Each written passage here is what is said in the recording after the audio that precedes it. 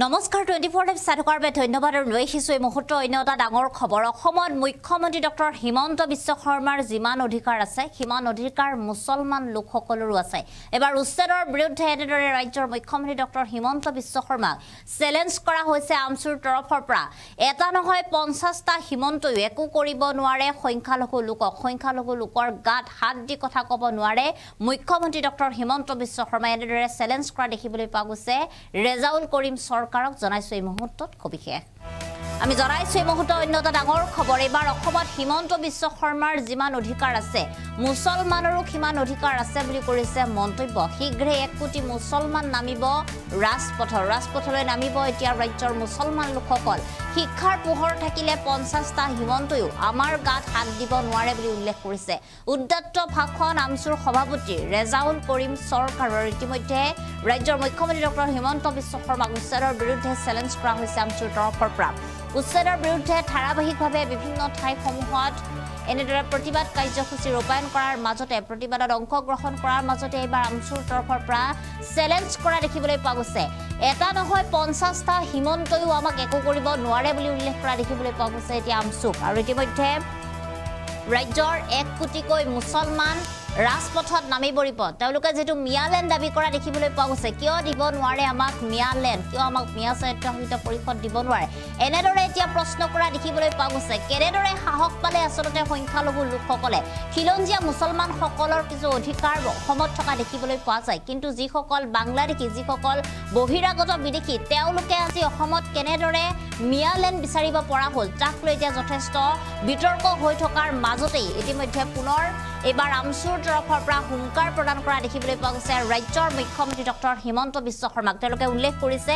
এটা নহয় 50টা হিমন্ত একো কৰিব নোৱাৰে আজি আমাৰ ঘৰৰ পৰা যদি প্ৰতিখন ঘৰৰ পৰা একোজন ডাক্তৰ একোজন ইঞ্জিনিয়াৰ একোজন প্ৰশাসনিক বিষয়া থাকে তেনেহলে এনে ধৰণৰ 50টা হিমন্তয়ো আমাক একো কৰিব নোৱাৰে বুলি উল্লেখ কৰা দেখিবলৈ পোৱা গৈছে আৰু শিক্ষাৰ পোহৰ থাকিলে আমাক কোনো গাত হাত দি কথা ক'ব নোৱাৰিব আৰু ইয়াৰ লগতে যি উচ্ছেদ চলি থকা হৈছে ৰাজ্যৰ মুখ্যমন্ত্ৰী ডক্টৰ হিমন্ত বিশ্ব শৰ্মাই কেৱল মাত্ৰ সংখ্যালঘুক টাৰ্গেট কৰি তেওঁলোকে এনেদৰে উচ্ছেদ চলাইছে অমানৱীয় উচ্ছেদ চলাইছে বুলি উল্লেখ কৰিছে আৰু এনে উচ্ছেদৰ বিৰুদ্ধে আমি এতিয়া খৰব হ'ব লাগিব আমি এনেদৰে কেৱল কথা কৈ থাকিলেই নহব আমি এতিয়া ৰাজপথলৈ ওলাই আহিব লাগিব সকলোৱে একেলগে প্ৰতিবাদ কৰিব লাগিব আৰু প্ৰতিবাদ কৰিলেহে আমি এনে ধৰণৰ সমস্যাৰ পৰা হাত খাৰিব পাৰিম বুলি উল্লেখ কৰা দেখিবলৈ পোৱা গৈছে সকলো সংখ্যালঘু ৰাজ্যকে একগোট হোৱাৰ আহ্বান কৰা দেখিবলৈ পোৱা গৈছে আমচুৰ তৰফৰ পৰা উদ্যত্ত ভাষণ দিয়া দেখিবলৈ পোৱা গৈছে আমচুৰ সভাপতি ৰেজাউল কৰিম সৰকাৰক সকলোকে একগোট হৈ ওলাই অহাৰ আহ্বান জনাইছে ৰাজ্যৰ মুখ্যমন্ত্ৰী ডক্টৰ হিমন্ত বিশ্ব শৰ্মাৰ বিৰুদ্ধে আৰু এনেদৰে এতিয়া সকলো লোককে উৎসাহিত কৰা দেখিবলৈ পোৱা গৈছে প্ৰতিবাদ কৰিবৰ বাবে আমচুৰ তৰফৰ পৰা তেওঁলোকে উল্লেখ কৰিছে ৰাজ্যৰ মুখ্যমন্ত্ৰী ডক্টৰ হিমন্ত বিশ্ব শৰ্মাই আমাক একো কৰিব নোৱাৰে আমি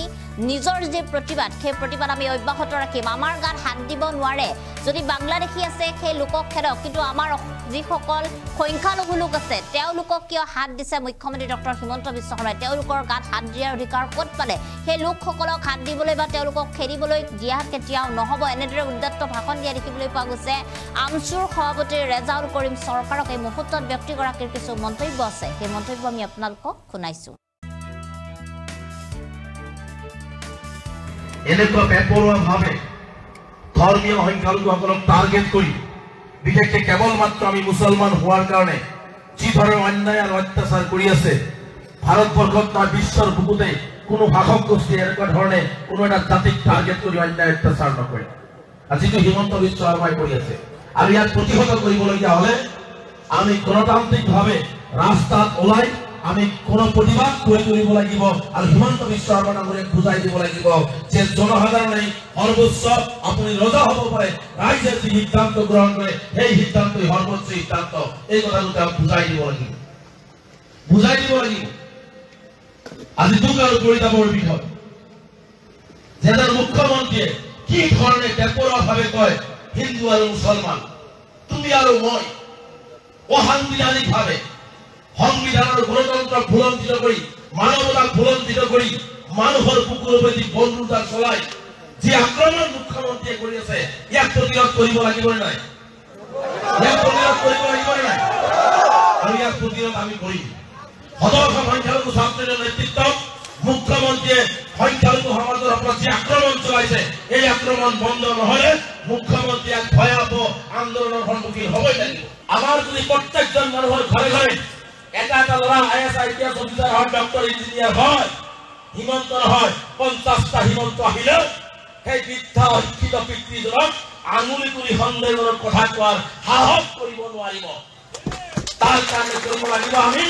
শিক্ষাৰ ব্যৱস্থা কৰিব লাগিব, আমি শিক্ষাৰে আগবাঢ়িব লাগিব, আমি সমন্বয়েৰে আগবাঢ়িব লাগিব, আমি ভালকে কৰ্ম কৰিব লাগিব, আমি গলে গলে ৰাস্তাই ঘাটে বজাৰে পাহাৰে জুৱা মদ এজনে সিজনৰ বদনাম এইবোৰ কথা পাহৰি আমি কেনেকে যিকেইটা দিন পৃথিৱীত জীয়াই থাকো মানুহ হিচাপে কেনেকে জীয়াই থাকিব পাৰো তাৰ কাৰণে আমি কাম কৰিব।